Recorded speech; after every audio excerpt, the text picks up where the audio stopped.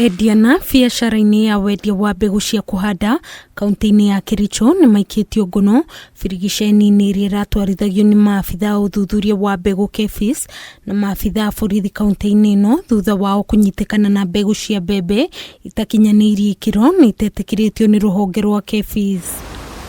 Ekuirwo aya maranyitirwo mahakite rangi mbegu cia mbembe cia kuhanda iria marendagiria arimi tauni-ini ya KERICHO riria marahofanirio ni maabitha aya. Went out to different localities whereby our team went through the agrovet shops and also went to the markets.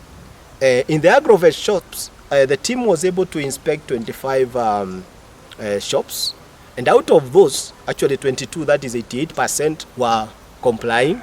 But out of 3, they were able to find one. There was an agrovet whereby the seller had opened seed. That is a serious offense. Simeon Maina, murugamiriri wa ruhonge rwa KEPHIS, oigite mibango ya thirikari ya gutwarithia na mbere maundu megie urimi bururi-ini kugerera mubango wa kurehe fataraitha ya raithi ni ukoretwo ukiaga kurehe maciaro ni wendia wa mbegu itakinyaniirie ikiro. It's very dangerous when farmers plant such seed, because it introduces diseases on their farms, and of course it's inferior. This is not the right seed, so they will not even get the return for their investment, and this is a high potential area.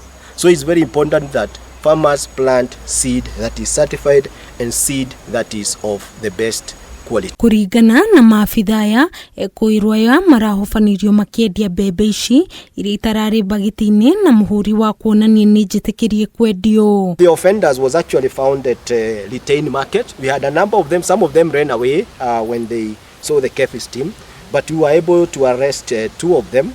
And what they had done, they had just taken grain and dressed it. What you are having here, this is not seed. I know some farmers think this is seed. You don't even know what was used on this, because this could just be color, it could be red oxide. Maino igite mihango ya kuhitana na endia mbegu gananie na urathi na mbere guothe bururi-ini. Anybody dealing with seeds in Kenya must be registered with KEPHIS, whether it's a seed company or seed merchant or seed sellers, whether it's a stockist or an agent. Geri Fotera, Kameme TV, Jitawonyabura wa Kiruba.